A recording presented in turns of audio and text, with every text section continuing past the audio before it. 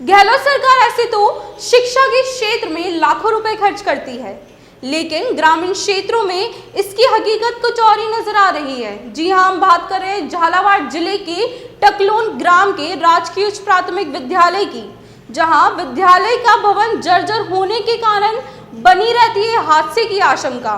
कभी भी हो सकती है कोई बड़ी अनहोनी। गहलोत सरकार वैसे तो शिक्षा के क्षेत्र में लाखों रुपए खर्च कर रही है, लेकिन ग्रामीण क्षेत्रों की बात की जाए तो वहां हकीकत कुछ और नजर आ रही है। आवाज न्यूज की पड़ताल में सामने आया कि राजकीय उच्च प्राथमिक विद्यालय टकलोन में एक ही कमरे में 8 कक्षा संचालित है, लेकिन गौर करने वाली बात यह है कि उसी कमरे में अध्यापकों का ऑफिस भी बना हुआ है।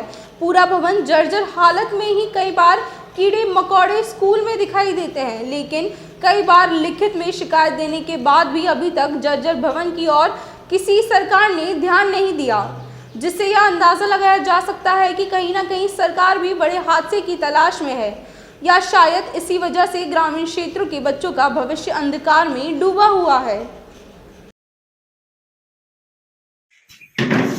राजस्थान सरकार शिक्षा के क्षेत्र में दावे और वादे तो बड़े बड़े करती है, लेकिन धरातल पर अगर बात की जाए तो राजकीय उच्च प्राथमिक विद्यालय टकलोंड में कुछ और बयां करता नजर आ रहा है। यहाँ 1 से 8 तक स्कूल है, 7 का स्टाफ है और 100 से ऊपर नामांकन है। लेकिन देखा जाए यहाँ की हकीकत तो एक ही कमरे में 1 से 8 तक के बच्चे अध्ययन करते हैं। कहीं ना कहीं सवाल निशाना ये खड़े होते हैं कि क्या ये 1 से 8 तक बच्चों का भविष्य कहीं ना कहीं अंधकार में है? क्या प्रशासन इस ओर कोई कार्यवाही नहीं कर रहा है? क्या इन छोटे छोटे बच्चों पर कल से कुछ अगर हो जाता है तो क्या इसकी जिम्मेदार सरकार लेगी या फिर माँ बाप क्या कर पाएगा? हम आखिर इन अध्यापकों से जानना चाहेंगे कि आखिर क्या है यहाँ का मामला, इन्होंने कहाँ शिकायत करी, आखिर हम इनसे जानना चाहेंगे। क्या नाम है सर आपका? धनरूप जी, मैं आपसे जानना चाहूंगा कि क्या है आपके स्कूल का, क्या है समस्या है? जैसे आज 1 से 8 तक के बच्चे एक ही कमरे में अध्ययन कर रहे हैं, क्या है कारण? सर यहाँ के पुराना कमरा है जो जड़ जा रहा है, उसमें कचरा पड़ा हुआ है पुराना दोस्त। बाकी सारे बच्चे इसमें बैठते हैं, स्टाफ बैठता है तो आधी जगह बचती है। अगर अध्यापक पक्ष भी यही है, बाकी 4-5 बोर्ड रख देते हैं, उनको पढ़ा तो सकते हैं साथ छोटे बच्चों के लिए लिख देते हैं वर्णमाला गिनती अक्षर जो भी है, बड़ों को क्लास लेके बाहर ले जाते हैं। बरसात के मौसम में तो सब अंदर रहते ही है।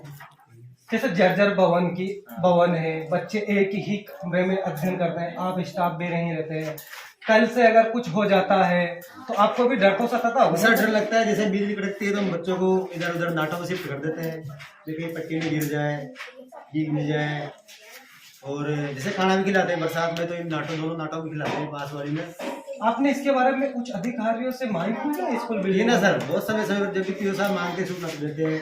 इसके अलावा जब मेरे को तो 2 साल हुए हैं यहाँ हुए, इससे पहले भी उन्होंने सूचना दे रखी है, साल में 2-3 बार सूचना देते हैं।